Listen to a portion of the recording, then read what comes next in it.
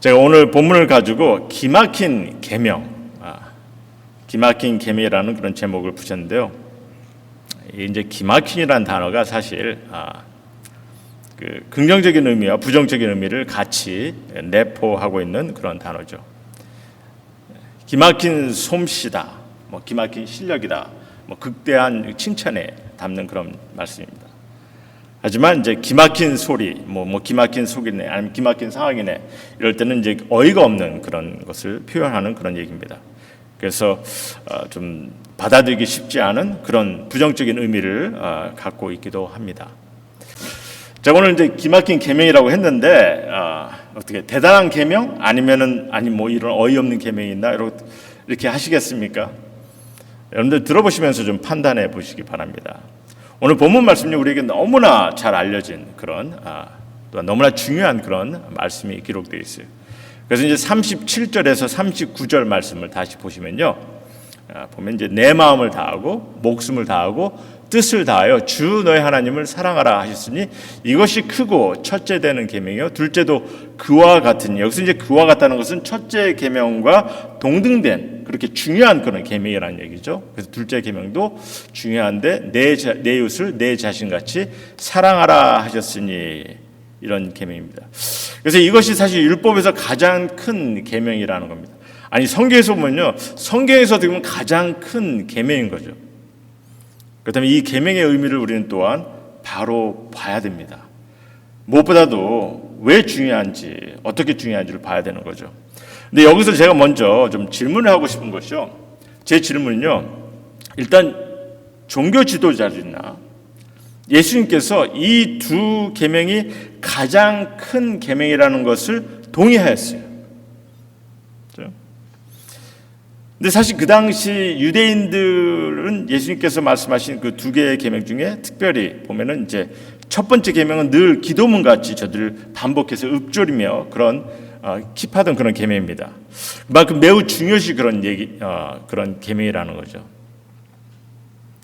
그렇다면 제 질문은요, 그 당시 유대인들이나 예수님께서 똑같이 이게 첫째 계명으로 여겼고 정말 귀하게 여겼는데, 근데 보면 종교 지도자들과 예수님의 가르침에 다른 점이 사실 없어야 되는데 그렇지 않겠습니까? 하지만 우리가 성경을 보면은 예수님의 가르침과 바리새인들의 가르침이 많이 다르다는 거죠. 행하는 것, 지키는 것에 대해서 가르치는 것이 다르다는 겁니다. 그럼 무엇이 어떻게 다른지를 좀 봐야 하는 거죠. 계명의 중요함을 인식하는 것은 같은데 나름대로 그 계명을 지키는 데 있어서, 그 계명을 어떻게 지켜나가는 데 있어서 거기에 대한 가르침이나 생각이 다르다는 거죠. 계명을 어떻게 받아들이고 어떻게 이것을 이행하는 것이 다르다는 겁니다. 그리고 그 이유는요, 왜 다르냐? 그 이유는요, 성경을 바라볼 때 하고 성경에 대한 마음, 여기에 어떤 근본적인 차이가 있기 때문에 다른 것을 우리가 보게 됩니다. 그래서 오늘 말씀을 보면 이제 우리가 말씀을 대할 때 어떤 차이가 있는지 어떻게 보면 예수님께서 예를 들어서 주시는 그런 말씀이 있는데, 우리 41절 46절 말씀 다시 한번 보시면요, 41절에서 46절을 보면 바리새인들이 모였을 때 예수께서 그들에게 물으시되, 여기서 이제 바리새인들 하면은 그 당시 유대계 교권을 잡고 있는 그런 이들입니다. 지도자들이죠. 그들에게 예수께서 질문을 하시는데 뜬금없이 이제 질문을 하시는 거예요. 너희는 그리스도에 대해서, 그리스도 하면은 그때 당시 이제 메시아, 히브리어로 메시아거든요. 그러니까 이제 메시아에 대해서 어떻게 생각하느냐, 누구의 자손이냐 하고 먼저 질문을 하죠. 그러니까 저들이 이제 담대히 대답합니다. 대답하되 다윗의 자손이다. 그러니까 예수님께서 시편 110편에 있는 말씀을 인용해서 다시 질문을 하기 시작합니다.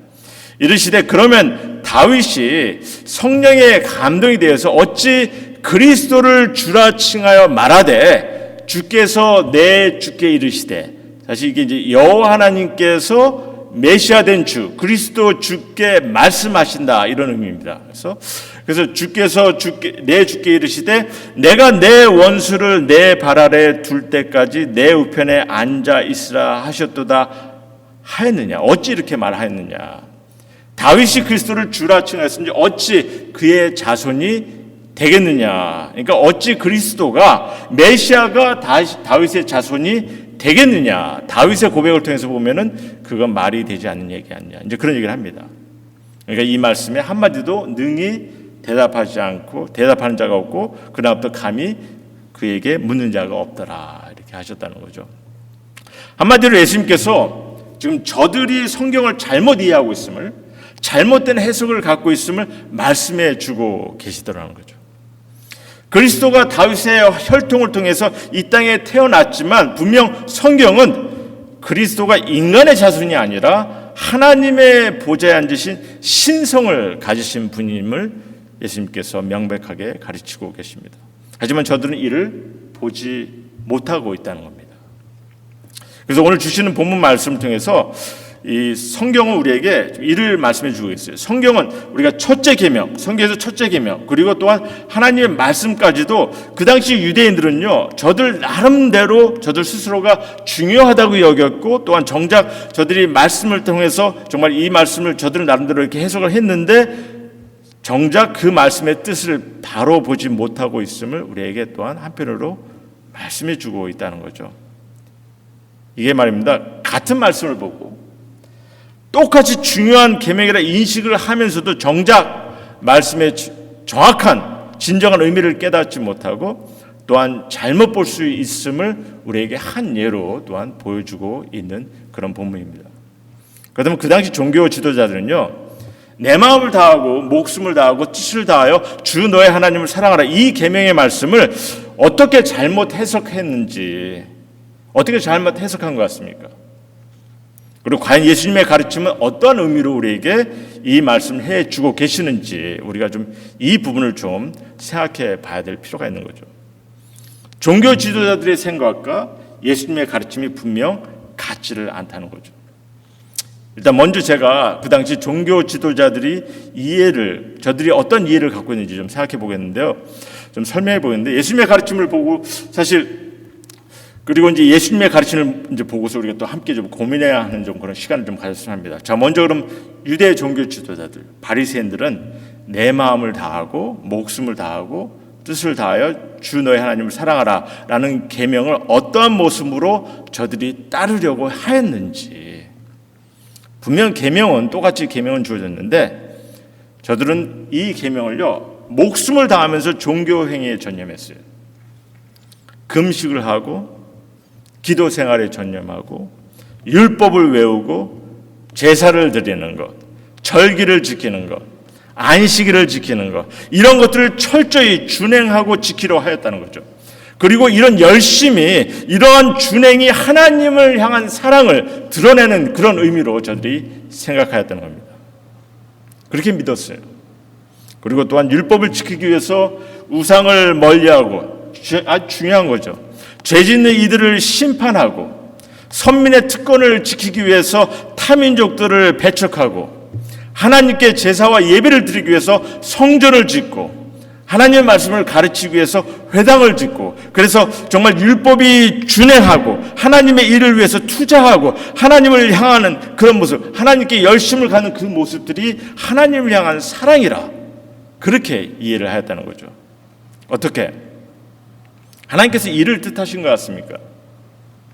이렇게 종교 행위를 위해서 온갖 열정을 품고 열심을 보이는 것이 하나님을 사랑하는 그런 행위, 그런 마음인 것 같냐는 거죠. 만일 그랬다면은 예수님께서도 그렇게 가르치셨겠죠. 하지만 예수님은 전혀 이런 부분을 강조하시거나 가르치지 않으셨다는 거죠. 아니, 오히려 잘못되고 위선적인 그런 종교 행위를 질책하시고 바로 잡아주셨어요. 그리고 다만 예배에 관해서 또 그리고 기도에 관해서 새로운 가르침을 주셨습니다. 성전이나 회당이 아닌 예수님께서는 교회를, 주님의 교회를 세우게 하셨습니다. 우리의 진실된 마음에 초점을 두셨고 그 마음에 주님께서 가르침을 주셨다는 거죠. 서로를 섬기고 사랑하는 것에 그 모습을 통해서 하나님 사랑을 가르치셨다는 거죠. 근데 지금 현재 우리가 현 교회는 어떠한 가르침을 따르고 있습니까? 예수님의 가르침을 좀 더 이렇게 구체적으로 보면 우리가 좀 정확한 답을 알겠지만은 여러분이 보기에 하나님을 사랑하는 데 있어서 유대 종교 지도자들의 가르침하고 지금 현 교회 가르침하고 차이가 어떻게 좀 있다고 보십니까? 그렇게 믿습니까? 사실 우리도 보면은 어떻게 보면 종교 행위에 엄청 무게를 많이 달아요. 주일 성수, 금식기도, 철학기도 뭐 그렇게 안 하시는 우리 임마누엘 교회는 그렇게 안 하지만 그래도 그런 경우가 너무 많죠. 보면 별로 다를 게 없어요. 그냥 제사만 안 드렸을 뿐이지 그런 종교 행위에 엄청 또 무게를 다는 경우가 많이 있다는 거죠. 교회 건물을 성대하게 짓고 행위적인 것, 하나님의 일을 위해서 헌신하고 투자하는 것, 이런 일을 통해서 하나님을 향한 그런 사랑을 드러낼 수 있다, 그렇게 가르치고 있다는 거죠. 그렇게 크게 다르지 않지 않냐는 거죠. 그래서 우리는 예수님의 가르침을 통해서 정말 하나님을 사랑하는 것이 어떻게 해야 하는지 이를 좀 바로 인식해야 합니다. 실질적인 삶에서 어떻게 해야 하는지, 그래서 이를 좀 고민해 보자는 거죠. 하지만 이에 앞서 제가 좀 한 가지 더 좀 생각하고 싶은 것이 있는데 뭐냐면요, 솔직하게 저는 솔직한 마음을 제가 얘기하는 겁니다. 솔직하게 보면 이 첫째 계명 자체가 너무 힘들어 보인다는 거예요. 계명을 보시면 정말 이게 모든 것을 헌신하는 이들만 지금 목숨까지 다해야 하니까 그래야 지킬 수 있는 그런 인상을 갖게 한다는 거죠. 계명 자체가. 안 그러세요?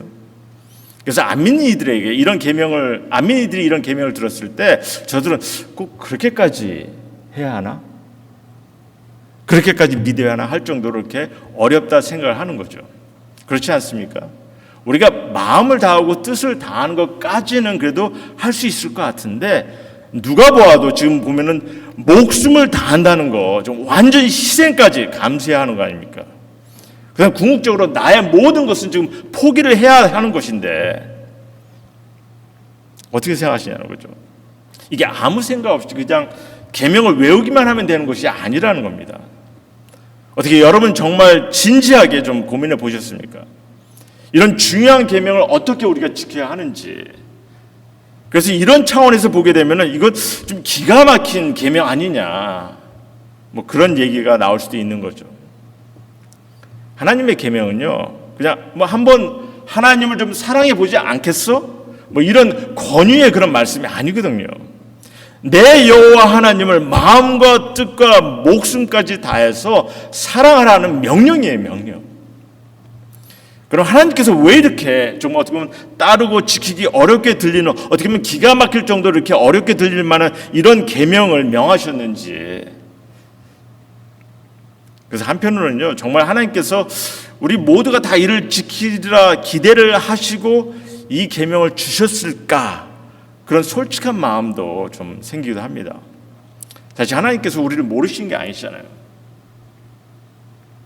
사실 우리도 정말 그렇습니다. 사실 우리 인생 삶을 보면은 우리도 우리 가운데 누군가를 사랑하는 데 있어서 이렇게 모든 것을 다해서 사랑하는 이가 몇이나 있겠냐는 거죠.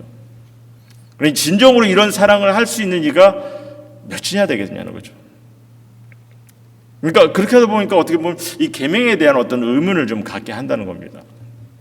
사실 인간의 사랑의 관계는 보면은 우리는 그렇지 않습니까? 내가 눈으로 볼 수 있으니까, 좀 가까이 갈 수 있으니까 그래도 전념으로 우리가 사랑을 할 수 있다 하겠지만, 지금 하나님을 향한 사랑은 눈으로 볼 수도 없고 만질 수도 없는 그런 분이신 아니십니까? 그나마 하나님의 존재를 인식해서 사랑을 해야 하는 상황인데 이게 쉽지 않다는 거죠.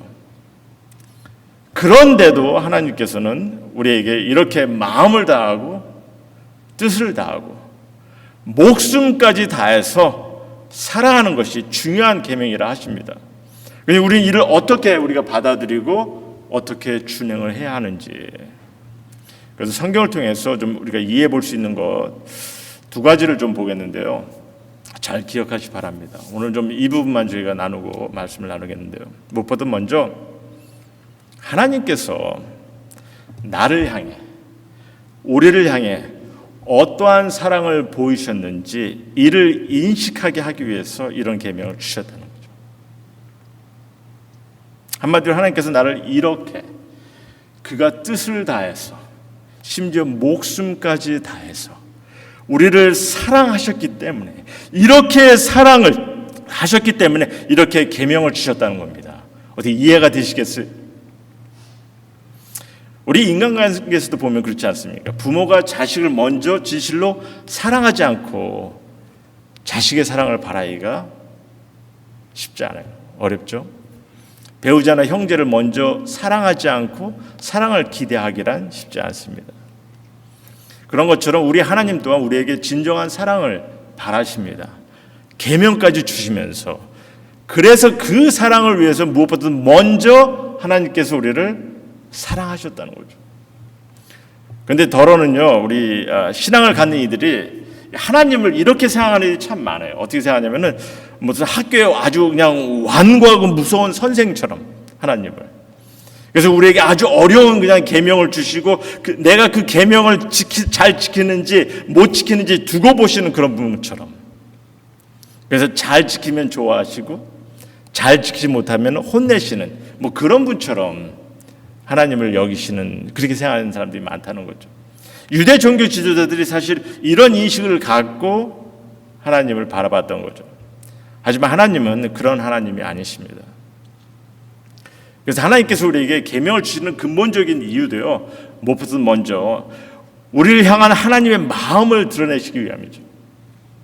마음을 다하고 목숨을 다하고 뜻을 다하여 사랑하시는 것, 하나님께서 이러한 사랑을 우리를 먼저 사랑하셨기 때문에 이를 부탁하시는 겁니다. 하나님께서 우리를 먼저 사랑하셨어요. 그래서 요한일서 4장 19절 말씀 보시면요, 우리가 사랑하면 그가 먼저 우리를 사랑하셨습니다. We love because He first loved us. 그러니까 사실 우리가 정말 하나님의 이런 계명인 마음을 다하고 목숨을 다하고 뜻을 다하여 하나님을 사랑하는 것, 이런 것도요, 우리가 정말 하나님께서 우리를 이렇게 사랑하신 것을, 우리를 이렇게 사랑하신 것을 좀 깨달아야 하는 거죠. 부모님의 사랑을 깨달아 봐야 그 사랑이 얼마나 귀하고 놀라운지를 아는 것처럼 우리도 하나님의 사랑을 먼저 깨달아야 합니다. 그래야 우리도 하나님에 대한 사랑을 조금씩이라도 할 수 있는 거죠. 그리고 하나님이 사실, 그래서 하나님은 이를 아세요. 그렇기 때문에 기다리십니다. 물론 계명으로 주셨죠. 계명으로 주셨습니다. 하지만 당신이 보여준 그 사랑, 우리가 이를 인식하고 그래서 우리도 하나님을 더욱 사랑할 수 있도록, 왜? 그래야 우리가 그 사랑을 배워서 우리 또한 진정한 사랑을 하게 되기 때문에. 그래서 또한 더 나아가서 그런 얘기까지 합니다. 우리도 용서하라고까지. 왜? 주님께서 먼저 우리를 용서하셨으니까. 서로 사랑하고 화평하라 하십니다. 왜? 하나님께서 우리를 화목케 하셨으니까. 아마도 하나님께서 우리를 향해 보여주신 그런 사랑이 얼마나 놀라운지를 여러분께서 아직까지 인식하지 못하고 계신다면은, 아직까지 이를 깨닫지 못하고 계신다면, 하나님의 계명 마냥 기막힌, 좀 받아들이기 어려운 그런 계명으로 여기실 것입니다. 아니 그냥 뭐 그런 계명이 있구나 하는 정도로 여러분들께서 인식하게 되실 거예요. 하지만 하나님께서는요, 우리를 향해 보여주시는 그 사랑 얼마나 놀라운지 정말 이게 여러분께서 인식하시게 되신다면은, 그때는 아마 정말 이게 막연히 기막히게 보이는 기막힌 그런 사랑이 아니라, 그런 계명이 아니라 정말 놀랍고 기막힌 그런 계명을 주고 계심을 아실 거라는 거죠. 이렇게 나를 사랑하셨으니 나의 사랑도 받기를 원하시는구나. 아니 진정 내가 하나님을 사랑해야 되는구나. 그런 마음을 깨닫게 되실 것입니다. 우리 임마누엘교회 성도님들 모두가 사실 정말 하나님의 그 놀라운 사랑을 여러분들께서 인식하시고 깨달으시고 그 사랑을 좀 함께 나눌 수 있는 그런 우리 성도님 모두가 되기를 정말 소망합니다. 또 하나는요, 사실 우리가 이 계명을 온전히 지킬 수 없는 것을 하나님께서는 아셨어요. 당연히 아시죠. 인간의 몸이고 죄인인데 우리가 어떻게 이 계명을 온전히 우리가 지킬 수 있겠습니까? 불가능한 거예요. 근데 유대 종교 지도자들은요, 보면은 이 죽은 힘을 다해서 뭐 최선을 다해 지키려고 했다는 거죠. 그리고 지금도 보면 행함에 이렇게 의지하는 이들 보면은 엄청 노력하면서 뭔가 행위를 통해서 이런 것을 나타내려고 합니다. 근데 문제는요, 우리 인간이 이런 계명을, 하나님을 사랑하는 이 계명이 온전히 지킬 수 없다는 거죠. 그럼 왜 계명을 주셨느냐? 먼저 우리가 받은 사랑을 우리도 줘야 하는데, 이를 바라시는데 왜 하나님께서 우리에게 계명을 주셨느냐? 우리는 스스로 이를 온전히 이룰 수 없음을 인식하기를 바라시면서 한편으로는 우리의 간절함을 돕기 위해서 하나님께서 우리가 할 수 없는 사랑을 하나님께서 해결해 주셨어요. 어떻게? 이 땅에 하나님의 아들 예수 그리스도를 보내시고 그가 우리를 대신해서, 여러분이나 나를 대신해서 마음과 뜻과 목숨까지도 다하며 하나님을 사랑하심으로 우리의 사랑을 예수님께서 감당하신 거죠. 예수님을 보내시고 그가 우리의 죄값을 대신해서 십자가에 죽게 하셨습니다. 여러분, 예수님께서는요, 다만 그냥 죄 용서함을 위해서만 희생을 감당한 것이 아니라는 거죠. 예수님께서는요, 우리를 대신해서 정말 마음과 뜻과 힘과 심지어 목숨까지 다 하시면서 하나님을 사랑하심을 그가 나타내시고 드러내셨다는 거죠. 그래서 예수님께서 이를 온전히 행하셨어요. 그래서 내가 할 수 있는 것은 예수님을 내 안에 모심을 통해서, 예수님을 내 안에 모심을 통해서 하나님께 향한 그 사랑을 내 안에서 깨닫게 하시고 그 사랑을 경험케 하시는 거죠. 요한일서 4장 10절 말씀 보시면은, 사랑은 여기 있으니 우리가 하나님을 사랑한 것이 아니요 하나님이 우리를 사랑하사 우리의 죄를 속하기 위하여 화목 제물로 그 아들을 보내셨습니다. In this is love, not that we loved God, but that He loved us, and He sent His Son to be the propitiation for our sins.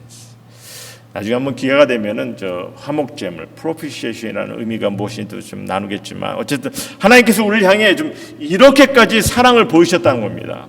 독생자 아들이 여러분이나 저를 위해서 희생까지 하게 하시면서 그렇게 사랑을 보이셨어요. 예수님께서 또 우리를 대신해서 하나님의 사랑을, 하나님을 향한 사랑을, 그 사랑을 감당하셨고 그를 보이셨다는 거죠. 그러니 우리가 비록 완전한 사랑을 드리지 못할지라도 우리는 예수님을 통해서 우리가 그 사랑을 깨닫고 그 사랑에 감격해 하시고 감사해 하신다면은 정말 하나님께 향한 그 사랑을 우리가 품을 수 있는 그런 자가 되는 거죠.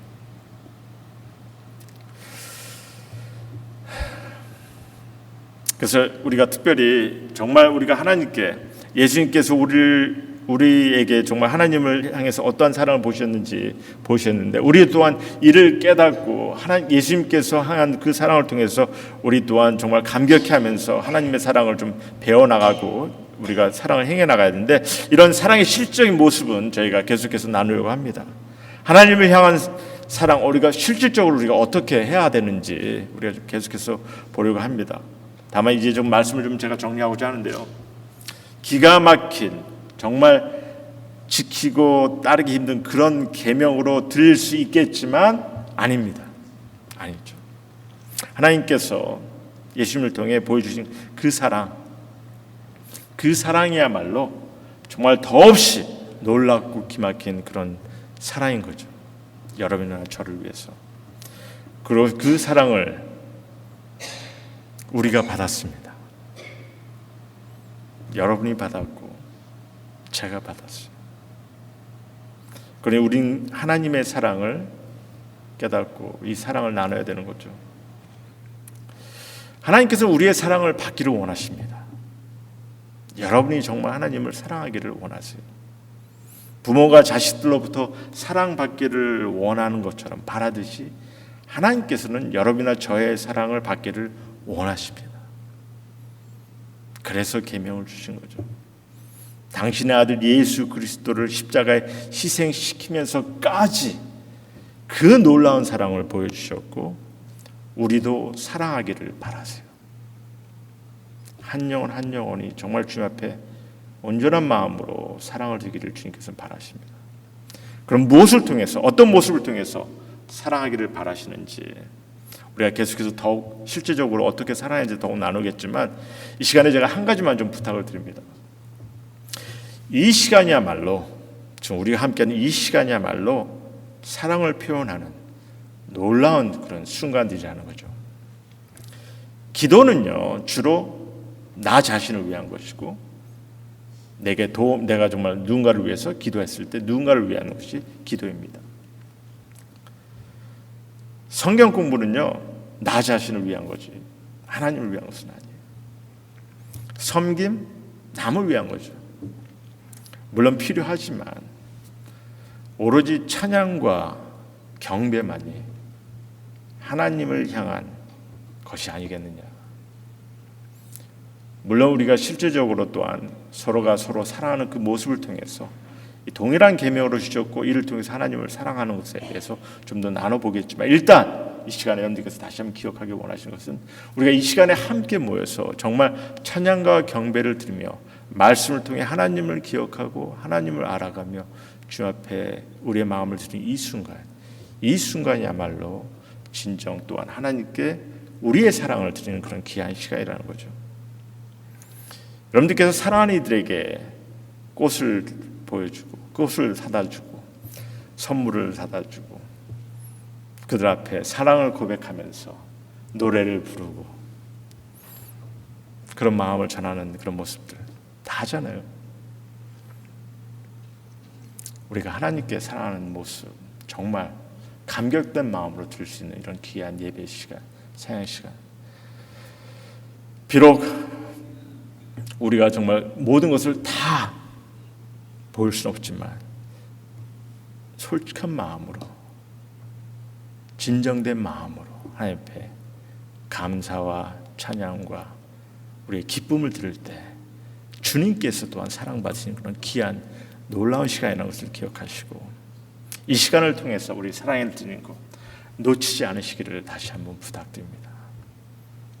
주님을 같이 함께 사랑하는 그런 우리 성도님 모두가 되기를 주님의 이름으로 다시 한번 소원합니다.